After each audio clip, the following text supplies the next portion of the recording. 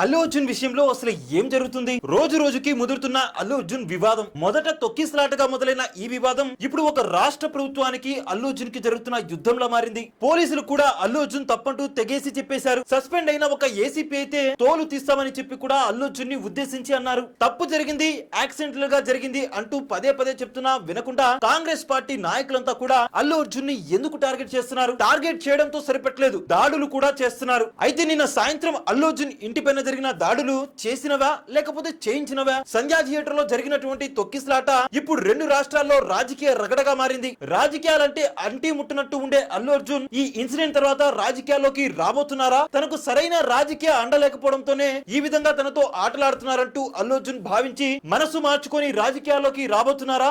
ఒకవేళ వస్తే ఏ పార్టీలో జాయిన్ అవుతారు? సపోర్ట్ చేస్తున్నటువంటి వైఎస్ఆర్ సిపి వైపా లేక బీఆర్ఎస్ వైపా? ఏ పార్టీని సెలెక్ట్ చేసుకుంటారు?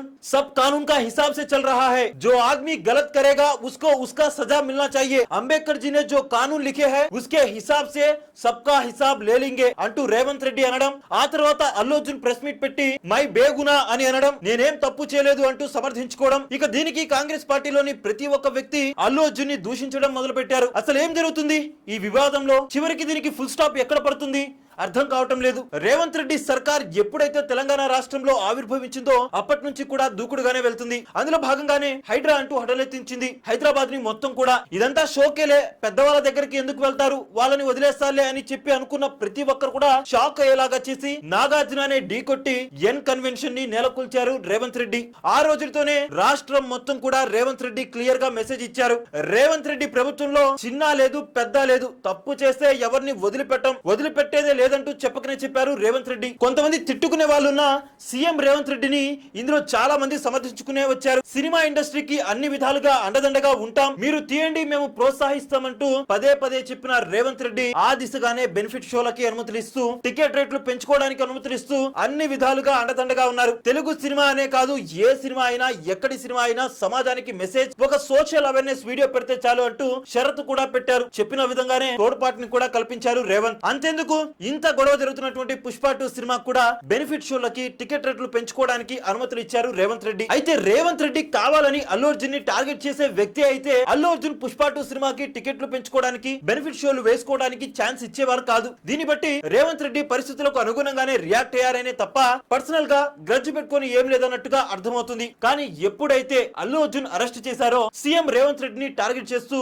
వారి ఫ్యాన్స్ చేసినటువంటి పనులు అంతా ఇంత కాదు, సీఎం అని కూడా చూడకుండా ఇష్టం వచ్చినట్టుగా తిట్టారు, ట్రోల్స్ కూడా చేశారు. బహుశా ఇక్కడే ఎవరితో ఆటలు ఆడకూడదో వారితోనే ఆటలాడి ఇరకాటంలో పడ్డారని అనిపిస్తుంది అల్లు అర్జున్. రిమాండ్ కు పంపించినప్పుడు కూడా రాత్రి పూట 12ంటికి బెయిల్ పేపర్స్ వస్తే రాత్రి రిలీజ్ చేయలేదని, రిలీజ్ చేయమని చెప్పి అప్పుడు కూడా కాంగ్రెస్ ప్రభుత్వాన్ని మసిపూసి మారేడుకాయ చేసే ప్రయత్నం చేశారు ఫ్యాన్స్. ఇక దానికి అసెంబ్లీ సెషన్స్ లో గట్టిగా జవాబిచ్చారు రేవంత్ రెడ్డి. రాజ్యాంగబద్ధంగా కొన్ని చట్టాలు ఉంటాయి, ఆ చట్టాలు ఎవరికి చుట్టాలు కాదు, లేక మీరు కొత్తగా చట్టాలు రాసి నాకు ఇవ్వండి వాటిని అమలు పరుస్తానంటూ గట్టిగా బుద్ధి చెప్పారు రేవంత్ రెడ్డి. అల్లు అర్జున్ అలవోకగా అబద్ధాలు ఆడుతున్నారంటూ, తొక్కిసలాట గురించి మరుసటి రోజు మాత్రమే తెలిసిందని అబద్ధం ఆడారని, పోలీసులు వెళ్లి బ్రతిమాలినా నేను సినిమా చూసే వెళ్తానంటూ గట్టిగా మారం చేశారని, ఇక అప్పటికప్పుడు హుటాహుటిన డీసీపీ గారు అక్కడికి వచ్చి జరిగిన పరిస్థితి ఇది అని చెప్పి చెప్పడంతో ఇంకా ససేమిరానటంతో అరెస్ట్ చేస్తామని చెప్పేసరికి అప్పుడు బయటకు వచ్చారని, బయటకు వచ్చి ఏమీ తెలియనట్టు నేను అసలు తప్పే చేయలేదన్నట్టు చెప్తున్నారంటూ ఫైర్ అయ్యారు రేవంత్ రెడ్డి. ఇక పోలీసులు కూడా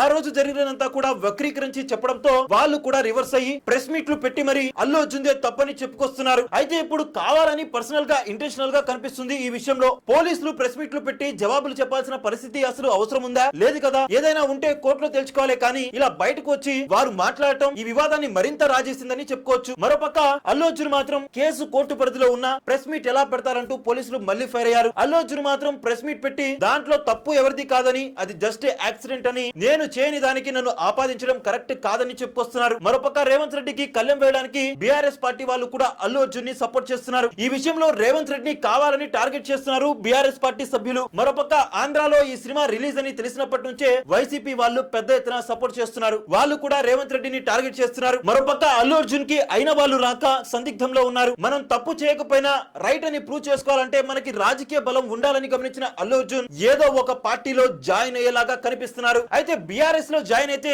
అంత సెన్సేషన్ ఏమీ కాదు. ఒకవేళ అల్లు అర్జున్ వైఎస్ఆర్సీపీ వైసీపీలో కనుక జాయిన్ అయితే అది రాష్ట్ర రాజకీయాలనే మార్చే స్వరూపాన్ని కలిగి ఉంటుంది. అదే కనుక జరిగితే అల్లు అర్జున్ కూడా ఒక మేజర్ రోల్ ప్లే చేస్తారు ఆంధ్ర రాష్ట్ర రాజకీయాల్లో. మరోపక్క వైఎస్ఆర్సీపీలోని ప్రతి కార్యకర్త కూడా అల్లు అర్జున్ వస్తే సాధారణంగా స్వాగతించడానికి ముందుకు వస్తున్నారు. అయితే ప్రస్తుతం అధికారంలో ఉన్న కూటమి ప్రభుత్వం మాత్రం అంటి ముట్టినట్లయితే ఉంటుంది ఈ విషయంలో. ఒకవేళ కూటమిలో జాయిన్ అవుదామని చూసినా కానీ పవన్ కళ్యాణ్ ఫ్యాన్స్ మొత్తం ఆయన్ని స్వాగతించడానికైతే హర్షించరు. ఈ నేపథ్యంలో ఎలాగో వైసీపీ అన్న బ్రాండ్ పడింది ఎలక్షన్ లో ప్రచారం చేసినందుకు. దాని వల్లే మెగా ఫ్యామిలీకి కూడా దూరమయ్యారు కాబట్టి ఇక దాన్నే కొనసాగిస్తూ వైసీపీలో జాయిన్ అయ్యే ఆలోచనలు చేస్తున్నట్టుగా సమాచారం. అదే కనుక జరిగితే ఆంధ్ర రాష్ట్ర రాజకీయాల్లో పుష్పగాడి రూల్ మొదలైనట్టే. అల్లు అర్జున్ అసలు రాజకీయాల్లోకి వస్తారని మీరు అనుకుంటున్నారా? వస్తే ఏ పార్టీలో జాయిన్ అవుతారనుకుంటున్నారో కింద కామెంట్ చేసేయండి.